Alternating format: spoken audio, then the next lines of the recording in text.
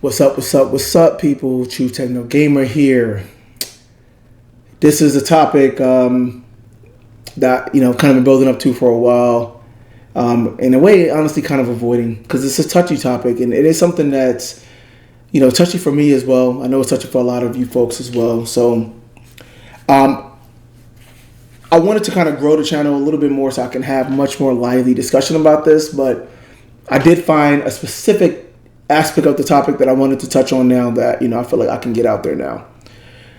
So regarding the whole PC gaming landscape and just the overall state of PC gaming, there's been a lot of talk about this obviously as of late, with a lot of PC ports struggling, right? Whether it's bugs, glitches, and just poor performance, poor CPU performance, poor scaling, poor GPU performance, etc., VRAM limitations, you name it. There's a lot of games that's being released on PC that's either really truly broken in some meaningful way, or at least just not at the state that they should be at launch. Of course, they get patches, anywhere from weeks to months later, and everything was cool.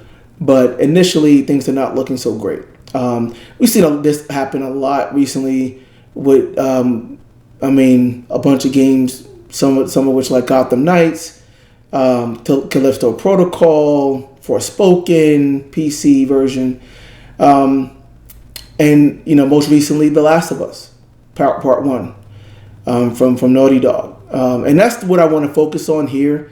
There's a lot to break down and digest there, the overall PC landscape. But I want to talk about it in the context of The Last of Us Part 1. Now, I'm not going to, like I said, this is not about PC versus anything right now. But, needless to say, being honest and real, if you know me, I'm a console preferred gamer for sure, and always have been. And there's reasons for that, and that's a topic for another day, I think. But that's my preference. But nothing I say about PC gaming is coming from a place of ignorance. Let me make that clear.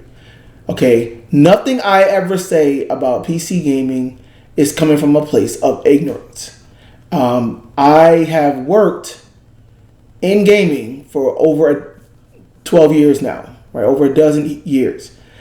And in that time, I have exclusively worked with companies that were working on PC games. In other words, I've never worked for Xbox or PlayStation or Nintendo. I've worked for companies that work with PC games. That means that I've had access to all kinds of PC equipment, for my work. And of course, I've also had a personal computer, which is how I make a lot of these videos and such, that I also can use for gaming. So I have used, for professional use and personal use, PCs for obviously, nearly 30 years. I have my experiences with it. I have my bad experiences with it. But things that I have seen consistently and just what is to my liking. So, but it's not from ignorance. I'm not sitting here looking at anything from the outside and just saying like, oh man, that looks and sounds like this and that. Oh, that sucks. And PC is this and console is this and arcade is it, whatever, right? I'm not doing that, right? I've had my actual experiences with PCs for, again, decades, okay? It may not be everyone's experience. That's the whole point of PC. Everybody has their own system and their own, computer and their own experiences with it. But I've had mine. So just keep that in mind. Now, this is what I would say. Making video games today is hard, guys. It's really, really hard. I work with game devs. I have been working with game devs for years now. I see what they're going through. It's hard, period. It's just hard. It's just to make especially like a top AAA type game that's really pushing the state of the art. It's damn near impossible. But in many ways, the PC platform, by its nature, exacerbates this for game developers. Right? It's harder for them to make an optimal and just solid, high quality PC game today. There's just so many moving parts. Now, again, game development as a whole is hard. That affects consoles. That affects mobile. That affects everything.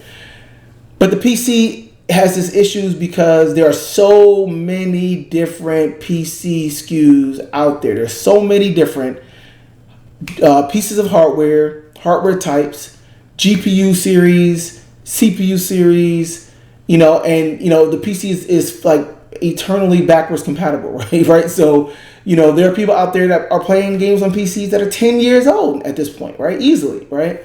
Or more, obviously, in some cases, right?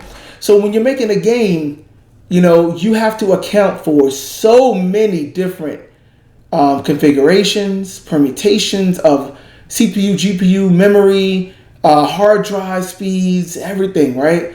And that's tough. Ideally, you would be able to just test it on everything, right? Ideally, but that's not feasible.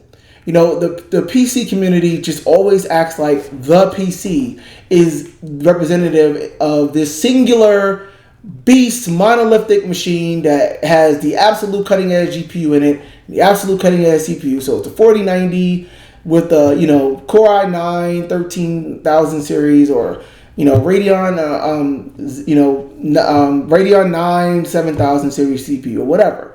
No, you guys don't even realize that most game studios don't even have a whole lot, if any, like 4090 level cards. They don't. Like, they might have a handful that some developers have and stuff like that, but their QA is not like they have a farm of these things in their QA to be able to test on. That's not the reality. They don't. And they're getting more and they see the need, but they don't. So if they don't even have it to develop on, obviously they're not thinking about how could I take advantage of something of the level of like the recent Cyberpunk Overdrive, RC Overdrive feature, right? Or something like path tracing, stuff like that. It's tough, right? They're going to get there, but I mean, it's tough. And similarly, they don't have an old, NVIDIA 980 card either, necessarily, right? Right? Running on Windows 7 and DX9, and stuff like that. It's a lot to take into account all of this stuff. APIs, right? Windows OS versions, all the driver versions, for the CPUs and GPUs. And then again, there's always this variable that you just don't know what the user is going to do. You don't know what else they're running on their system, how that may affect their performance, or just in some cases just completely clash with the game. I've run into that. I'm trying to play a game and the Origin, software that's running, the Razer software that's running, obviously stuff like Norton or whatever, antivirus software that's running, the OBS for your capture stuff that's running, or something is either just tanking performance or completely just conflicting with the process, the game process, and it just crashes or it doesn't even run. I've run into that countless times. There's just so much to consider there, guys. And the reason why I'm saying, this is obvious stuff, and I'm not even putting my own opinion on it. But the reason why I'm saying all this is because when you look at what's happened with The Last of Us Part 1, okay, it came out and had a lot of issues on the PC. Performance issues, performance in general seems to be just way below, expectations. A similarly spec'd computer that has a CPU and GPU and RAM amount that is roughly in line with what a PS5 should be is performing nowhere near as well as the PS5 version is, right? The console version is. And it seems to be exacerbated in this case, right? We've seen a bunch of other PC ports that, those PC equivalent parts to console match pretty well, right? 2070 Super, 2080 level, 8 cores into CPU, that kind of thing. Resident Evil 4, we just saw, that generally is in line. Something like Hogwarts, generally in line. So we've seen that recently. The Last of Us has been doing that. Another thing we're seeing is, just a lot of bugs. The game's crashing at launch, and now it's basically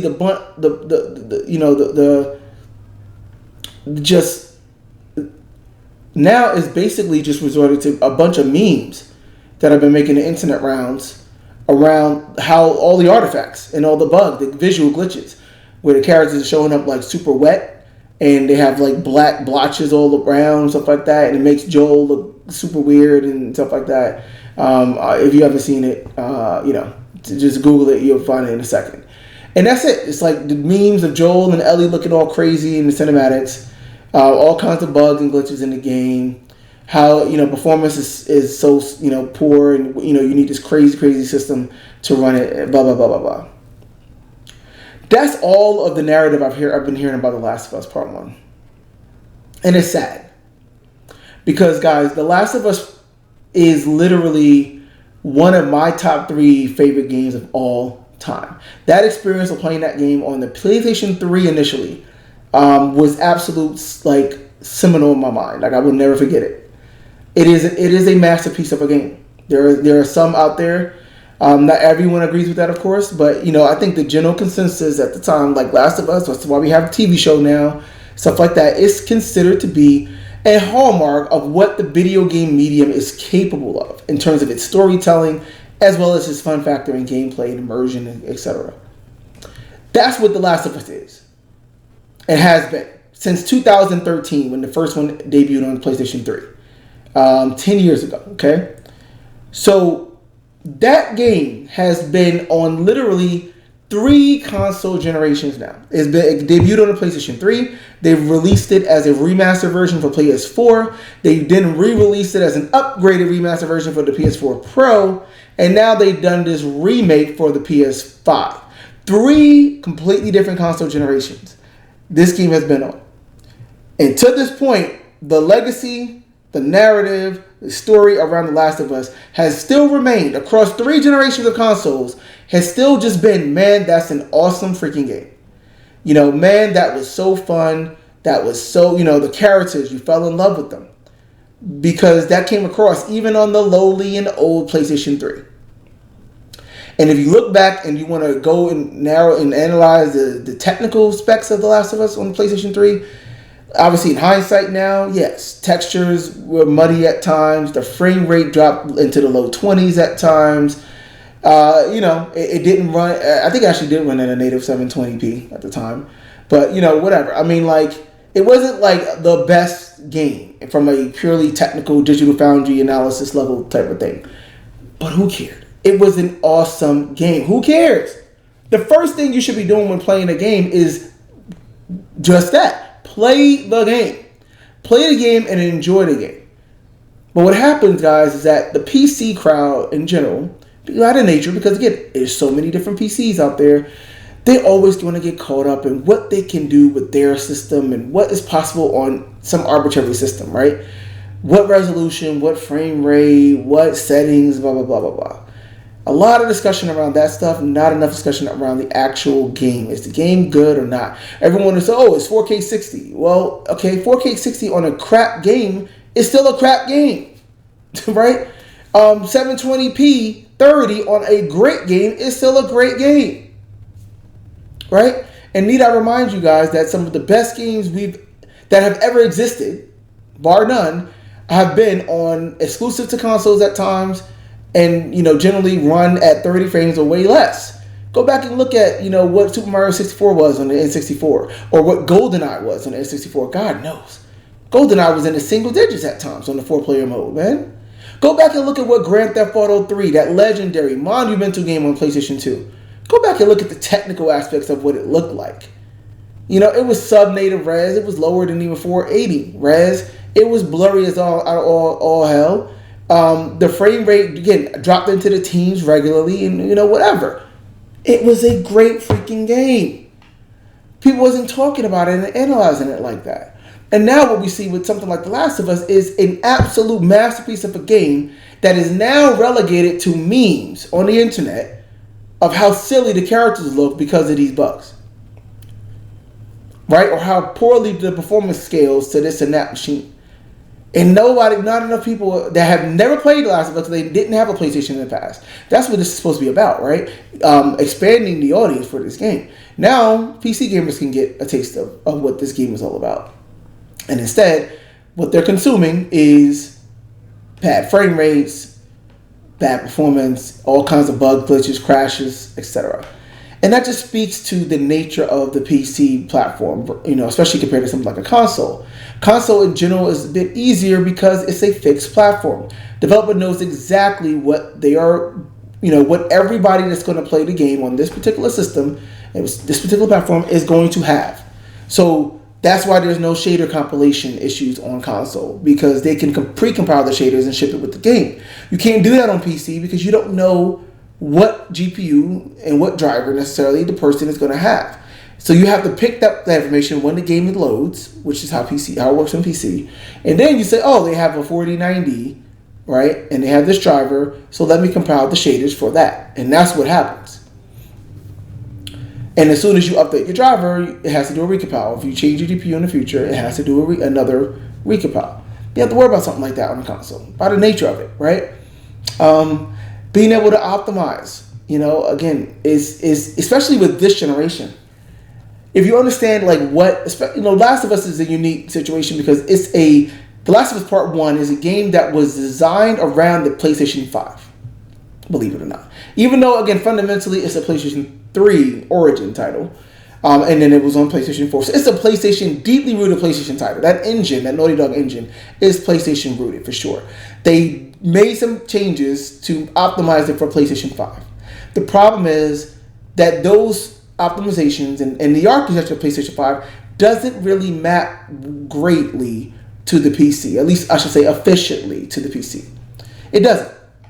Because if you have a game that takes advantage of the dedicated I/O hardware, for example, that's on PS5, you have a game that takes advantage of that along with the SSD, there's nothing on a PC that directly maps to that, right? The only thing you can really hope to do is to brute force that. And what winds up happening is people don't realize that what those dedicated I/O and this dedicated hardware on the PlayStation 5 is really designed to do is to offload this work from needing to be done on the CPU and the GPU in some cases, right? So when you offload that, you free up the CPU and GPU on the PlayStation 5 to be able to work harder, to do more meaningful work instead of, working on decompression of assets, for example, working on data movement throughout the system, for example, working on cataloging and tagging the data in the CPU and GPU, for example, memory management stuff, for example. You don't have to worry about that stuff. It's unified RAM on the PlayStation 5. And there's dedicated hardware to kind of make sure that all of that data throughput and is optimally, distributed throughout the system. On PC, a lot of that work goes back on the CPU, right? Which is why you see stutters a lot in The Last of Us, when it seems like there shouldn't be, when there's not really even much going on, because in the background the CPUs are trying to decompress assets and getting it ready, the next area ready as you're kind of traversing. The PS5 doesn't really have to do that because it has that SSD, but it has the dedicated I/O RAM to make sure that everything is fed properly, right, from the SSD into the GPU and CPU. And the CPU doesn't have to do that, right? That's why you get a lot of poor CPU performance. We're seeing that, again, the poor CPU performance was there with Spider-Man Remastered as well, if you guys remember. We saw that in Forspoken, right? We saw that in Gotham Knights. I mean, it's not even just PlayStation exclusive games. I mean, any game that's going to be using kind of fast I/O and SSD bandwidth and such, it's going to run into this because, Mark Sony said it takes something like, what do you say, 6 to 8 CPU cores to basically mimic like what the dedicated hardware is doing on the PS5. 6 to 8, that's the whole PS5 CPU, which is why they said that wasn't feasible. They wanted to be able to achieve that I/O. They couldn't do it in the CPU. They could have had a 12-core CPU on PlayStation 5. That wouldn't have helped. They could have had a 16-core CPU on PlayStation 5. That still probably wouldn't help because the CPU would have been just completely taxed the entire time. The more cores you have, the harder it is to utilize all of those cores, right? So you're just compounding the problem that way. It made sense for them to go dedicated hardware route, but that's not something that you could replicate on the PC. So that's why you see RAM requirements being so much higher on PC in general, VRAM and system RAM, because the RAM isn't utilized as efficiently as it is on a PlayStation 5. That's why you see, again, you need so many cores in many cases. That's why in some cases you see to get the same level of performance, you need a higher GPU power as well. Because the GPU isn't used as efficiently. The GPU in some cases have to handle some decompression of stuff. Remember, PlayStation 5 has a dedicated audio chip as well, right? So you don't have to worry about putting audio processing on the CPU or GPU or whatever, right? So it's stuff like that. And what the result is, the game comes out for PS5. All you get talk about is how good the game looks, how good the remaster is, and the game's still great. And it just is disheartening to see that, on this PC, it's a horrible port. Don't get me wrong, guys. And Iron Galaxy and Naughty Dog, to some extent, are to blame. Are to blame for sure. But again, at the same time, I know what they had to go through. It was not an easy job to port The Last of Us to PC. It was not. It's not a straightforward thing at all. And yeah, they're going to cut corners because resources are limited. The game got delayed already, I think at least once officially, but, probably a couple of times internally. And they tried. But it still shouldn't have came out in that state in terms of bugs and crashes and stuff like that, of course. Optimization from a performance standpoint, that's always ongoing. They could patch that stuff up later, to some extent at least. But it shouldn't have come out in that state. I completely agree. But it's just disheartening when you look at the fact that the PC now, out of all the systems this game has been on, the PC now is the one that makes it now less about the actual game quality and just more about the specs and the technical details and issues that the game has. And that's not obviously exclusive to The Last of Us. There's a bunch of PC games that have run into this, but it really, to me, is a microcosm. It speaks to what is the issues with PC gaming and just how hard it is, and what a lot of the discussion and what a lot of the outcomes are. Because of the nature of it, because of how hard it is, because of all the different configurations out there. By and large, the PC tends to take the focus away from just playing the damn game. You're worried so much about how it's running, if it would even run at all, whatever. You're not really just enjoying the game first and foremost. At least not before you have to deal with how well is it running and what is it doing, etc. Obviously, in the console, you don't have to worry about that. There's some element of user configuration, but when it comes to performance and specs, it's already done. The developer handles that. You get it, and you're running it, and you're just playing the game from minute one, right? It installs. You're just playing the game. You're not worried about if it's going to run at all. Is it going to install properly? It's a singular platform, so the developer has to do. There's a lot of trust on the PC that all of these different players and components are doing their part correctly. Right, you trust that Microsoft Windows is doing its job correctly when you send the API calls, for example. That that the drivers are up to date, etc. You trust that NVIDIA and AMD have their drivers up to par. They do what they're supposed to do. You trust that Steam and Origin, Battle.net, Uplay, whatever else, Epic Game Store, that folks are able to, Windows Store, right, are able to get the game, and then it installs correctly and all that stuff is in place properly, right? You trust that there's any other software that's running on that machine will not impede the game. Like I said, there's a ton of stuff. Who knows what the person is running on that machine?